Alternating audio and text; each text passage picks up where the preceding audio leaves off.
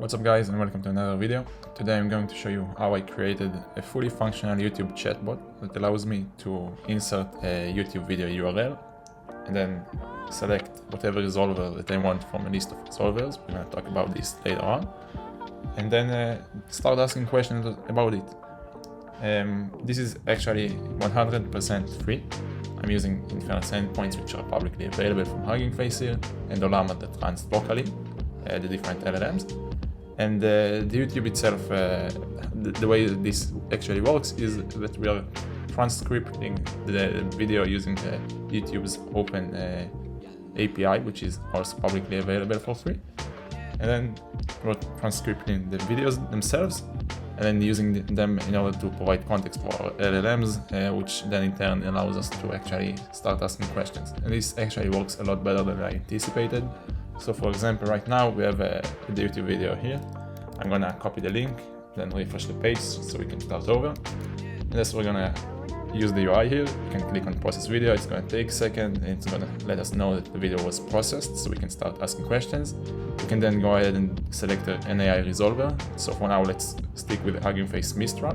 This is also super easy to configure more resolvers. We're going to talk about this as we go into the code.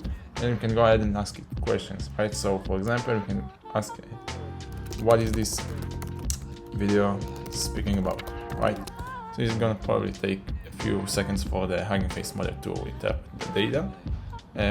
But once it's done, we're going to get a response that lets us know what this is about. So one thing to mention is this is the publicly available API from YouTube, so the transcripts are not always exactly correct. This also depends on the accent. So for example, this says the video highlights Deep's LLM, which is not exactly correct. We were talking about DeepSeek LLM, but this is close enough, right? Because we also talked about Music Gen, Comic Factory, etc. So if we go back here, we can see that this also speaks about the AI Comic Factory and AI generated comic. Go ahead and ask the chatbot when exactly this is. We can then go ahead and ask the chatbot when exactly the speaker references the AI generated comic book, for example. So let's do that.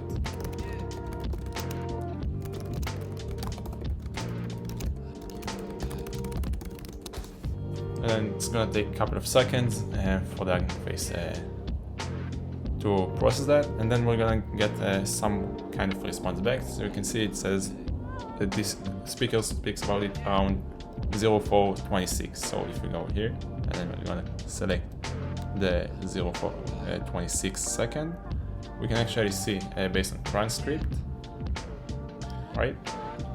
So you can see that this is actually correct because we're now referencing the AI Comic Factory. So this is kind of dope in my opinion, and the options here are endless. But let's actually try and understand what's going on here, right? So if we're gonna go and take a look at the code itself, the code is pretty simple, right? We have a Gradio app that builds the UI itself. So let's take a look at that. I also explained this in one of my previous videos, the one on Llama, if you want to take a look at that. And the method here, I'm gonna be honest, I didn't take much thought into account. Actually, I need to clean it up as I'm seeing it right now. This was mostly ChatGPT writing the code and me cleaning up, but we have a few methods, one for processing video that basically gets the transcript. So we have a YT handler, which is relatively simple, right? Nothing too crazy. We expect a YouTube video URL. So if you take a look at the URL, you can see that we have a basic URL looks like this, ending with a v equals something. So this is going to extract the video ID. Once we have the video ID, we can go ahead and use it, right? So we have a get transcript string, which will return the entire transcript. This is not the function we're actually using. We're using something called get transcript and get formatted transcript that actually returns the data pretty nicely. So if I rerun the code in debug, we can take a look at what's actually going on. We can see that we actually convert the data that we're actually getting from the transcript method into a more nicer way that an AI model can understand better. So let's try this again. I'm gonna reload, hit this, and you can see that we're going to see formatted transcript, which is literally a string, right? So this is like entire transcript, basically with different sentences splitted, so the AI can then go ahead and parse it properly. And then once we have that, this is gonna return. We managed to extract a transcript properly, and then we can go ahead and use the resolver. Now the resolvers themselves are actually way easier than expected, mostly due to the fact that they ended up using a light LLM, which I also spoke about in a previous video. It's gonna be linked right now, so you can take a look at that as well. But basically all we're doing here is calling a completion method, which is already implemented for us, and then we're only required to provide with some prefix URLs and the base API and the models we're going to use. So if we take a look here at the config, we can see that we have a model, which is the model that we want to use. So for example, you can use the Mistral one for Hugging Face, a base API endpoint, which is the base API endpoint for the inference in the Hugging Face. If we were to use Ollama, the base API would be the same. So for example, if I had multiple Ollama models, it's going to be, for example, Ollama Llama 2, right? And then it's going to be Ollama Llama 2, and then I'm going to leave the base API the same because this is running locally right now, right? The resolver type, it's kind of important. To be honest, we could have skipped that based on some context, but I didn't want to overkill this.